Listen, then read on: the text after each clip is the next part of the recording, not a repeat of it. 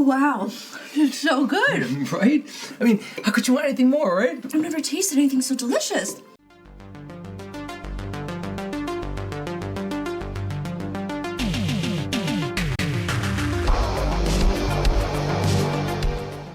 Hi, this is the Professional Amateur Hour coming to you with another review.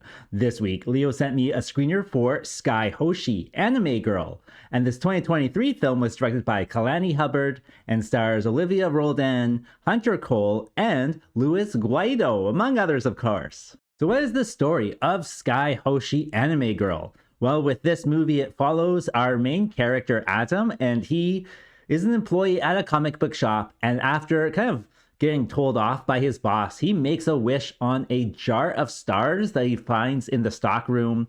And his wish is that he wishes Skye Hoshi was a real girl so he could date her. And that makes her pop out of the poster. She also pops out of all of the books as well, or not pops out, but maybe disappears. And so she is now just a singular character in the world and is missing from all the pages. And of course, this leads to some hilarity with her kind of experiencing things for the first time. And you know how it is in a fish out of water story. Then they figure out, hey, maybe we should get her back into the comic book. And so they have to figure out how that all works. What will happen though? Well, for that, you gotta watch the movie and find out. And so let's discuss this movie. Well, with this one, I did have some fun with it. I found the whole fish out of water story with the anime girl was fun. Her experience doing ramen for the first time, that was fun. And then, of course, having coffee for the first time, that's fun. And just, kind of doing things for the first time, even though she's like, I have eaten ramen in the comic book. I know I have. I just don't know what it tastes like, which I thought was an interesting detail because how would a comic book character, taste anything? So that was kind of interesting. And of course, she is like a sci-fi anime girl, so she has a stun gun, and it also vaporizes people, or has the ability to at least, and she threatens that a few times, but she is like stun gunning everybody around her at first, and it's more or less kind of humorous. And then they do other fun stuff in this movie, like they go to Comic-Con, like Anime Con in LA or New York or something, and it is green screen, so they're not actually there, but they have footage from the thing, and I don't know, it was kind of fun. And yeah, just kind of like a fun little story with this anime girl doing things for the first time. And I thought the other characters were also, fun to go along with. The main character, I think his name is like Atom or something. And he's fun enough. Like he's kind of a slacker, bumbling through life and trying to figure out what's going on. Now that he has Skye Hoshi with him, he kind of ups his game, I guess, and takes responsibility for things and gets his stuff together. Then they also have a friend as well, and I enjoyed the friend. He's just like some comic book nerd guy, and I don't know, it's just a lot of kind of like fun, cute characters running around in this world. Other than that, with this movie, it's all like well lit and well shot. It kind of reminds me of something that you would see from like a YouTube movie or something like that. And I know it's on Tubi. I'm sure it's on other places as well. But it's just very kind of standard stuff.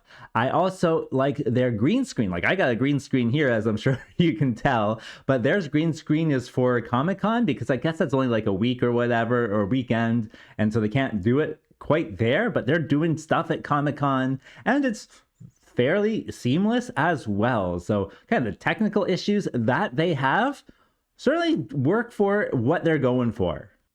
And that's actually kind of where the good things stop with this one, because I found the pacing of it to be terribly slow. Like they just go on and on with scenes after scenes where nothing particularly interesting happens. Like she's watching TV and she's kind of like watching a YouTube video of people talking about comics, and then she's oh, I'm a Skye Hoshi, oh, they're talking about me or whatever. And it just seems like you are supposed to do kind of second screen viewing with this one, because it's one, very slow, and then two, like they're kind of just saying what they're doing as well. Like they'll have plans where they gotta go get something, and of course you gotta discuss it first. Oh, you do this, you do that. And it just goes on and on with these kind of longer scenes that just don't add any, oomph to the story. Like they are just things happening. It looks like it's kind of more of a YouTuber movie than anything else. I also would say with the story and everything that goes along with it, it just feels like a family movie. It is, I would say, probably perfect for like a 12 or 13-year-old kid who likes anime. It might be interesting for them. But as for someone who wants, big action stuff, it's not there, or even like deep concepts. Nothing is particularly deep. It's all very kind of surface level. It's the girl from the poster. She tries new things. Let's get her back to the poster. And they do talk about, just kind of stuff. Mostly it's not particularly exciting, like I said. So it is one of those things where it would be really good to have like as a background movie, like you're doing a puzzle and it's on the TV or whatever. So it's this a kind of movie where you would be expected to kind of not totally watch it, I would say. Like I said, second screen viewing is a thing. But if you're, doing a puzzle or something like that, and you just have it on the TV on the side, that would be fine because you're listening to it. Oh, what's happening now? Let's have a look. And, it gets by that way. So there's a bunch of stuff with this one that makes the story kind of an issue. And furthermore, going off of the story is, of course, made with the characters, but the characters are all just one-dimensional. They learn absolutely nothing. They're exactly the same at the beginning, middle, and end of this story. So once you see them, you know exactly who they are and exactly what they're going to do. And it just, I would say, takes away from it all as well because they don't seem human. They just seem like cut out cardboard or, the girls from the poster.